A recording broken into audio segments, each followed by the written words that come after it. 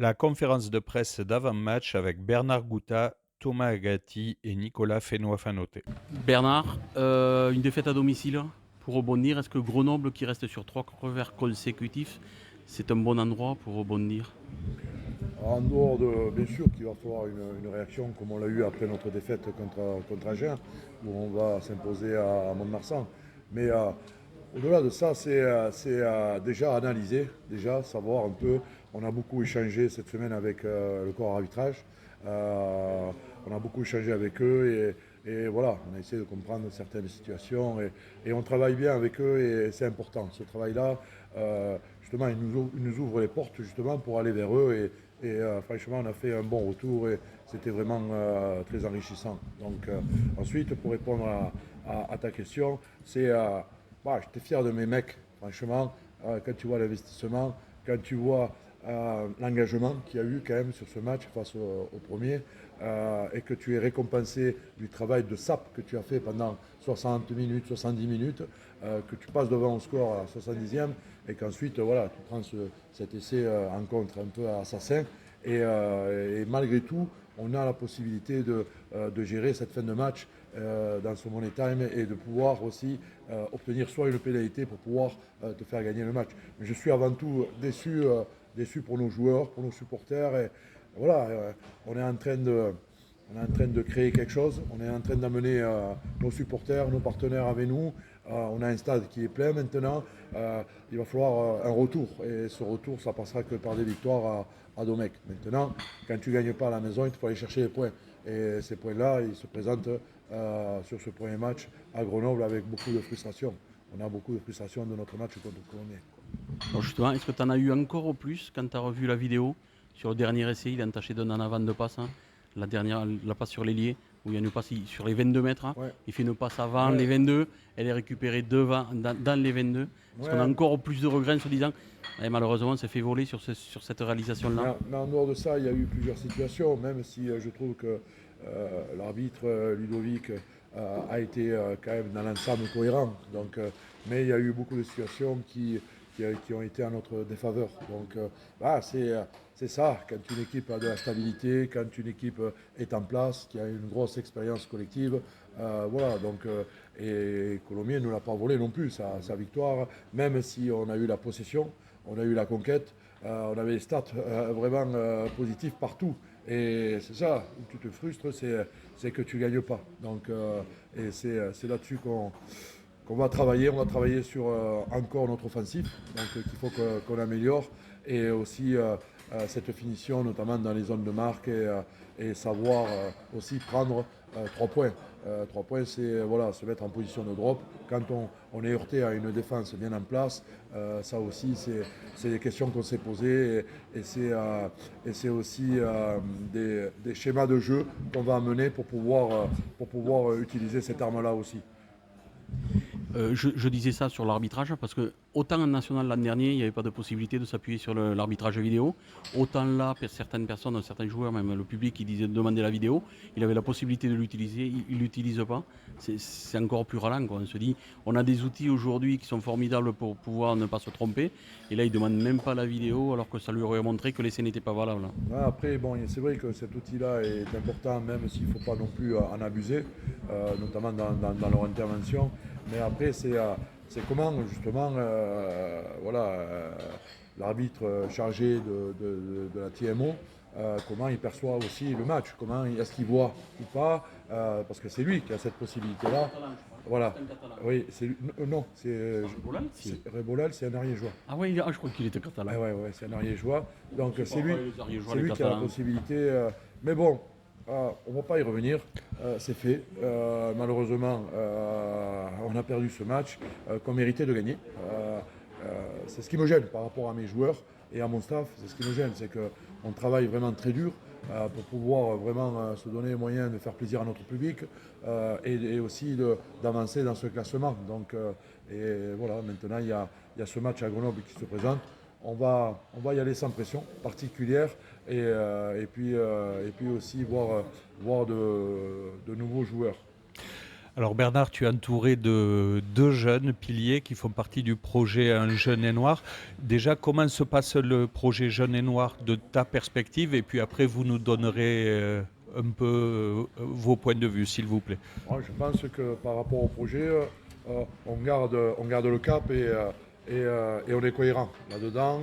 Euh, euh, Comme je leur ai dit sur le retour vidéo, là où je suis satisfait, c'est que on a nos jeunes qui progressent. On a nos jeunes qui progressent, on a nos joueurs expérimentés qui passent devant, qui transmettent aussi à nos jeunes.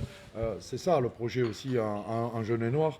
Et ce qui me fait plaisir, c'est que voilà, quand je vois Thomas, quand je vois Nicolas, quand je les ai vus la saison dernière, ils se sont transformés et puis ils se sont mis à bosser, ils ont compris ça. Et puis franchement, ça va faire de très grands joueurs. Maintenant, il y a encore du travail. Et, voilà, il y a aussi à enchaîner les matchs. Voilà. Malheureusement, voilà, il y a des rotations qui se font et tout le monde ne peut pas jouer. Et puis voilà, mais c'est des joueurs qui sont en progression et on a tenu notre engagement. Beaucoup de jeunes jouent et beaucoup de jeunes nous ont donné satisfaction. Nicolas, ton ressenti peut-être sur cette découverte de la Pro D2 aussi cette année, sur le temps de jeu que tu as eu, comment tu trouves cette division et comment toi tu t'épanouis dans ce collectif? Très bien, c'est une première. C'est la première fois que j'évolue voilà, dans un championnat comme la Pro D2. J'avais jamais connu ça, voilà, j'ai connu la nationale l'année dernière. Et c'est sûr, c'est différent, ça demande plus d'exigence déjà, plus de travail. Et voilà, et pour arriver à accrocher les matchs, il faut savoir aussi se montrer, faut montrer aussi aux anciens qu'on est là aussi, qu'on a notre place. Et voilà, c'est ce qu'on essaie de bosser toutes les semaines, voilà, même si on n'arrive pas à enchaîner les matchs. Mais voilà, on essaie de s'accrocher à eux, ils nous transmettent aussi beaucoup de leur expérience. Ça nous aide beaucoup aussi, comme il a dit Bernard, on a beaucoup progressé. Je vois, moi, pour ma part, j'ai beaucoup de progression par rapport à l'année passée. Et franchement, j'espère continuer comme ça dans cette lancée. Thomas, même question, comment t'abordes cette saison, cette découverte de la Pro D2? Moi, pareil, du coup, pour revenir à ce qu'il dit Nico, c'est la première fois, pareil, c'est une première pour moi, le championnat de Pro D2, le mode professionnel. On l'a connu un peu l'an dernier sur quelques apparitions qu'on a pu faire, parce qu'on était là l'an dernier en double licence. Et honnêtement, moi, le projet Jeune et Noir, je trouve qu'il colle vraiment à notre style de jeu. Parce que, comme il dit, les expérimentés, ils nous aident beaucoup, ils sont vraiment à notre écoute. Et nous, on les écoute vraiment aussi. Nous, comme il dit, on essaie de s'envoyer et pour accrocher les feuilles de match, n'importe quoi. Pour être dans ce groupe, il faut travailler. Et eux, ils nous aident à travailler et nous, on bosse par-dessus aussi. Donc, Vous connaissez en plus depuis pas mal de temps, vous avez joué, ça fait quelques années, gagné quelques titres aussi chez les jeunes à Toulouse. Ça fait quoi de jouer ensemble à ce niveau-là, tous les deux? Ça fait très plaisir parce que voilà, à Toulouse, on était vraiment collés tout le temps. H24, on était tout le temps ensemble. Le fait de se retrouver tous les deux à jouer à Carcassonne, déjà voilà, on était ensemble aussi l'année dernière, on a eu la chance de passer déjà une année ensemble à Carcassonne. Voilà, c'est rassurant aussi de venir dans un club où voilà, tu connais déjà quelqu'un, des personnes aussi de l'équipe. Non, franchement, je suis très content de me retrouver avec lui et on continuera à évoluer ensemble cette année et les années à venir, j'espère. Alors pour les deux piliers, dans quel état d'esprit vous rendez-vous à Grenoble? Et est-ce peut-être un cadeau empoisonné de figurer sur la feuille de match face à un club si important que ça, ou si ambitieux? Non, pas du tout, c'est pas un cadeau empoisonné, au contraire, c'est une chance inouïe d'être sur une feuille de match comme ça, où tu sais qu'il faut aller gagner, et c'est encore plus excitant. C'est excitant, d'ailleurs, tu vois que c'est une grosse écurie, Bernard nous fait confiance, il nous met quand même sur le terrain. Moi, pour moi, c'est pas un cadeau empoisonné, c'est plutôt une récompense du travail fourni et un gros cadeau, c'est pas un cadeau empoisonné, quoi. Quand vous avez signé tous les deux à Carcan, c'était soit les Siamois ensemble ou on avait décidé de vous couper en deux? Non, c'était les deux ou rien du tout? Non, je pense comme vous avez dit, ça fait longtemps qu'on se connaît, on joue depuis maintenant peut-être presque 8 ans ensemble. Moi, quand il m'a dit qu'il restait ici et que moi je lui ai dit que je restais ici, j'étais vraiment content. c'est plus facile, comme il dit, de signer dans un club où tu as un copain vraiment important. Si un jour on doit se séparer, on se séparera, mais ce sera pour la bonne cause. Donc moi, je suis content d'être avec lui et je suis content d'être ici. Alors l'an dernier, c'était un statut un petit peu particulier, parce que quand vous n'étiez pas pris avec la une, vous reveniez à Toulouse pour jouer au Stade Toulousain. Cette année, c'est fini, ça. Qu'est-ce que vous préférez? C'était préférable de continuer à jouer, quelle que soit l'équipe, que ce soit avec les espoirs du Stade ou Carca, ou vous préférez le statut cette année être exclusivement dans un club? Non, c'est beaucoup mieux cette année. Parce que l'année dernière, c'était un peu compliqué. On faisait des allers-retours déjà. C'était très compliqué. Il y avait la fatigue aussi. Et t'enchaînes, tu viens à Carcassonne, tu as un projet de jeu différent. Tu retournes à Toulouse, tu en as un autre différent. C'était vraiment compliqué de s'adapter aux deux. Et non, cette année c'est vraiment bien. Parce qu'on est vraiment à Carcassonne. Focalisé aussi sur Carcassonne. Et voilà, c'est mieux, c'est très bien cette année. Même question. Bon, moi c'est pareil. C'était bien de jouer dans les deux équipes, mais le problème c'est que pareil, tu as deux plans de jeu différents. On est à 1 heure de différence de distance. Physiquement c'est compliqué. Donc là au moins on est focalisé ici, on a un projet, on a tous une histoire à écrire ici. Donc moi je suis vraiment très très content d'être ici. Bernard, comment on aborde ce match de Grenoble quand on sait derrière les 3 matchs capitaux qui arrivent face notamment à des concurrents directs? Bon, il y a la gestion de l'effectif, il y a amener un peu de fraîcheur, il y a continuer à travailler, à corriger voilà, ce qui n'a pas fonctionné, même s'il y a beaucoup de choses satisfaisantes sur le match de Colomiers.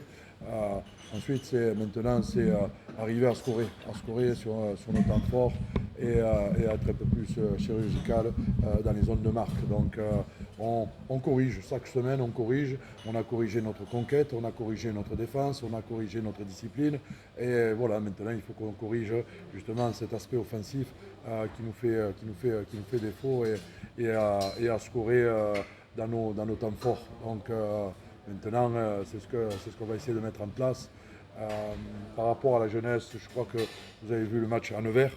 On avait mis beaucoup de jeunesse et ils l'ont rendu par leur enthousiasme, ils l'ont rendu par leur progrès et par leur travail qu'ils fournissent. Donc bien évidemment, on va jouer une équipe qui a fait 3 finales, 3 matchs d'access, une équipe qui n'a pas encore lancé sa saison, avec des joueurs très expérimentés à tous les postes. Bien évidemment que c'est un gros challenge, mais on est excité par ça parce qu'on ne va pas se mettre de pression et au contraire, on a tout à gagner. Donc, et surtout des points à aller chercher. Des points que tu perds à la maison, il faut aller chercher à l'extérieur. Et c'est ce qu'on a toujours fait et c'est ce qu'on a très bien fait la saison dernière, même si le niveau est différent.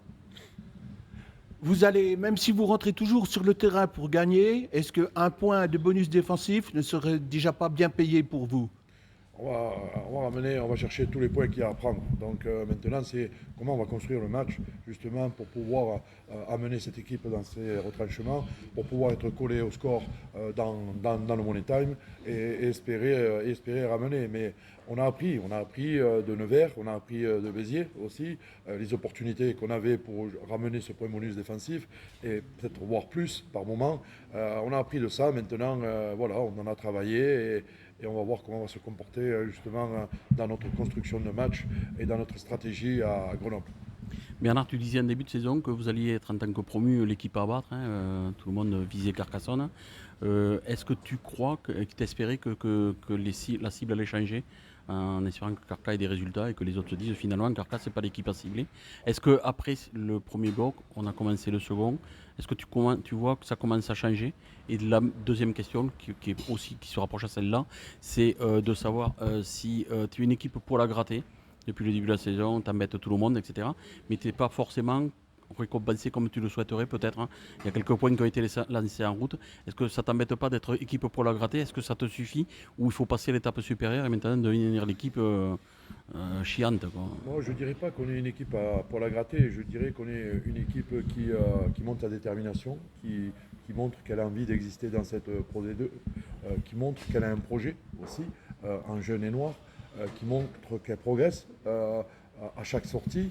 Ensuite, voilà, on n'a pas encore cette expérience collective, on n'a pas encore certains automatismes, même si on les cherche, et on les trouve, on a réussi à les corriger dans certains secteurs, mais pas dans l'aspect général, je dirais, et notamment dans le mouvement général et sur notre capacité à mettre les défenses un peu plus en difficulté, donc notamment en attaque. Mais après, ce qu'on s'est dit en début de saison, on est en train de le réaliser. C'est de démontrer à tout le monde qu'on a un ADN et qu'on ne lâche jamais rien. Quelle que soit l'équipe qu'on va mettre, on ne va jamais rien lâcher. Maintenant, jouer chaque fois à l'énergie, c'est usant. Donc maintenant, il faut qu'on soit payé. Et c'est ce qu'on va rechercher à avoir sur les prochains matchs. Ensuite, il ne faut pas que ce soit l'effet inverse. Voilà. C'est-à-dire qu'au début, tout le monde nous voyait morts. Et après le match de Mont-de-Marsan, tout le monde nous voyait dangereux. Et je veux que, par rapport à ça, qu'on soit respecté par rapport à ça. Et qu'on soit arbitré, je dirais, normalement, comme toutes les équipes. Mais il n'y a pas de souci là-dessus. J'ai confiance au corps arbitral. Mais je n'ai pas envie qu'on soit arbitré comme une petite équipe. Et ça, j'y tiens énormément. Alors Bernard, Grenoble est une équipe en transition avec le départ de Nicolas Nadeau et l'arrivée de Jeff Dubois. Ils sont tous les deux passés par ce club à différents moments. Comment on prépare une équipe qui est à ce point inconnue ? Comme je vous le disais, c'est une équipe quand même qui a des joueurs expérimentés à des postes clés qui sont capables de se remobiliser sur un match. Et maintenant, franchement, on ne veut pas trop s'occuper de cette équipe. On veut vraiment s'occuper de nous et de notre jeu. Et ça les joueurs en ont parlé. Et je trouve que c'est très intelligent. On veut s'occuper de nous. Et ensuite, travailler et corriger ce qu'on a à corriger. Et ensuite, on verra.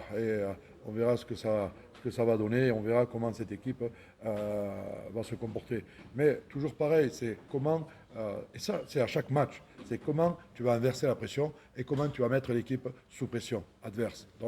Et c'est ce qu'on va rechercher et c'est ce qu'on recherche à faire à tous les matchs. On a une belle équipe, franchement. On a fait vraiment une très bonne semaine d'entraînement. J'ai senti les joueurs qui ont switché. C'est pour ça que le retour de dimanche matin du match contre Colomiers était vraiment très important pour pas que mes joueurs perdent confiance. Et donc on a eu un discours positif et les joueurs ont de suite switché. Et puis le fait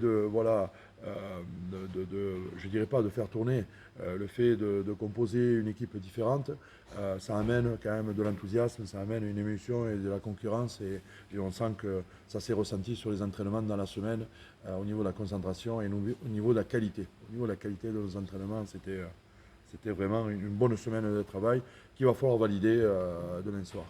Voilà messieurs, ça vous va ? Merci.